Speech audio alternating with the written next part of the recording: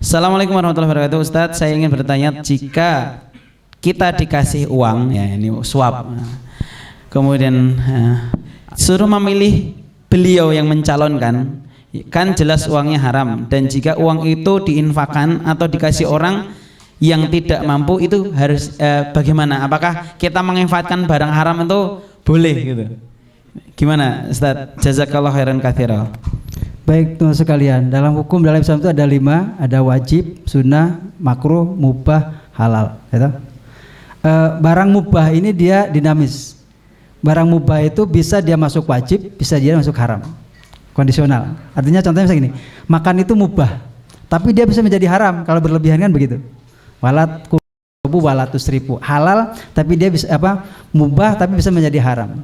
Tapi juga bisa menjadi menjadi wajib. Misalnya kalau nggak makan, saya ibadah saya nggak kuat, sholat saya nggak kuat, maka makan menjadi satu kewajiban.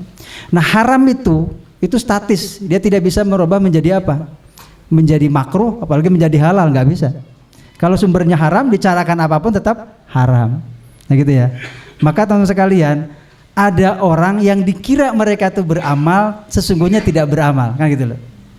Ya. Siapa itu? Ya salah satunya tadi, orang mensedekahkan dengan cara yang haram. Ya. Kul hal nunabbiukum bi akhsarina a'mala alladzina dhalla sa'yuhum fil hayati dunya wa hum yahsabuna annahum yuhsinuna sun'a itu. Tahukah kalian Muhammad, maukah kau kabarkan orang yang paling rugi dalam beramal? Seolah sudah beramal, sudah melakukan kebaikan tapi rugi. Tapi sungguhnya dia dalam kesesatan. Siapa itu?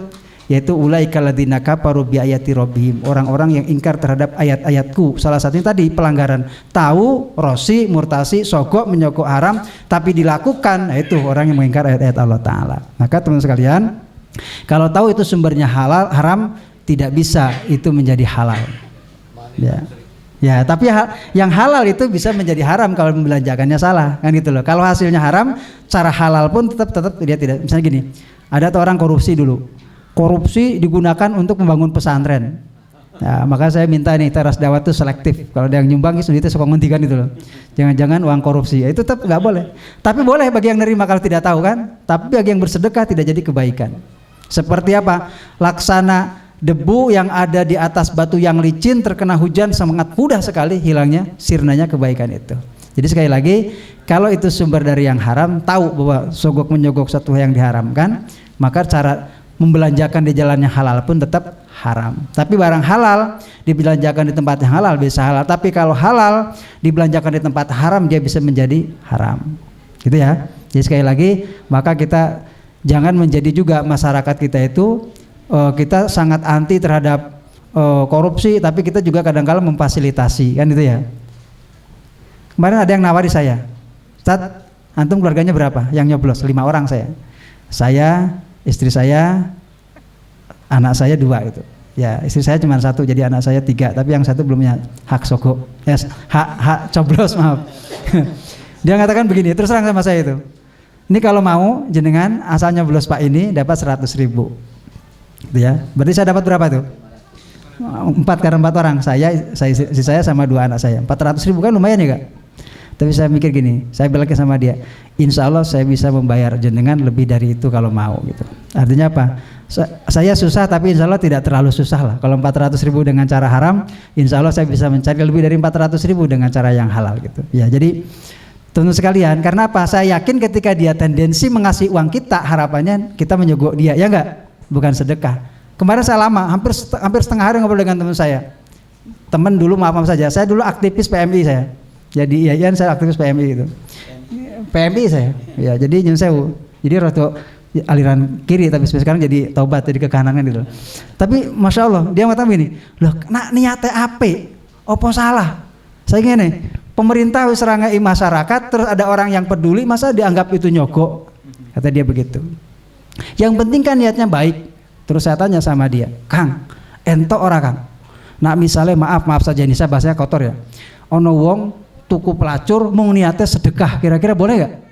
Tetap tidak boleh. Kalau itu salah dengan niat baik tetap salah. Jadi sesuatu yang bisa menjadi baik itu asal dasarnya baik. Tapi kalau asalnya salah, niat baik tetap salah. Maka sekali lagi, yuk kita hindarkan sogok menjogok dalam segala hal, atau bahasa hadisnya rosi wal murtasi, menyogok yang disogok dua-duanya kerugian. Begitu ya. Maaf kalau kurang memuaskan. Kang Puji nambahkan mungkin? Sebetulnya kesempatan itu untuk berdakwah. Ya, Pak, ini Bapak saya antar ke yatim piatu, sedekahkan kepada dia, nanti Bapak saya pilih. Gitu. Loh kok kalau saya terima jadi haram, tapi ke yatim piatu yang nggak punya hak pilih itu jadi halal hukumnya. Itu. Monggo silakan kasihkan, nanti Bapak tak. Iki riba ora? Beda. Dia dianjurkan suruh bersedekah. Tapi jangan 40 juta karena yatim piatunya banyak, kan nggak jadi gitu. Jadi ditolak saja, ditolak ya. Yang tegas ditolak. Jadi jangan, ini pengalaman saya, naudzubillah min dzalik. Saya pernah punya hotel Kang tahun 97 sampai tahun 2000. Harapan saya hotel itu adalah saya Islamkan supaya tidak ada zina di situ, nggak ada pelacuran di situ. Saya belilah hotel, saya syar'ikan. Nah, pegawainya masih itulah itu. Masya Allah, kalau nggak saya tunggoni, masuk orang yang biasa melakukan zina itu. Ya Allah, piye ki aku wis kadungan ta. Ya akhirnya saya belum sempat istikharah, tapi guru saya istikharah. Dr. Andes Bahrul Ulum Zuhri. Dia istikharah.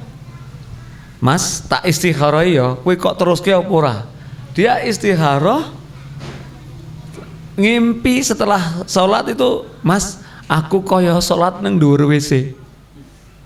Sudah saya tinggalkan, hotelnya saya tinggalkan, takdol maksudnya, takdol, selesai itu. Jadi sahabat kita Allah nggak akan berkumpul tuh, yang hak sama batil tuh nggak akan berkumpul, nggak akan berkumpul. Jadi sederhana wae lah, jangan terlalu banyak teori. Itu tolak ya tolak, nanti Anda nyaman sendiri, Anda nyaman sendiri. Jadi kalau orang itu taat kepada Allah dan Rasulnya, apapun keadaannya hari ini, harapannya jelas surga, ya kan? Dibakar tuh Ibrahim, surga, ya kan? Siapa lagi? Semuanya banyaklah, enggak?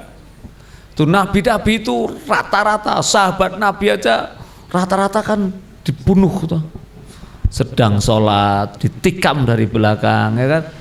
Sorga. Tapi masalah yang paling besar di dunia ini bukan karena kita nggak punya duit, nggak jadi DPR, nggak jadi presiden, bukan. Masalah yang paling besar di dunia ini adalah ketika kita mati nggak masuk surga, karena ad-dunya majra'atul akhirah. Dunia adalah ladang untuk menggapai akhirat, bukan dunia adalah ladang untuk berpoya-poya, bukan. Dunia ad-dunya majra'atul akhirah. Dunia adalah ladang untuk menggapai akhirat. Jual semua, berikan semua, sedekahkan semua untuk Allah dan Rasulnya.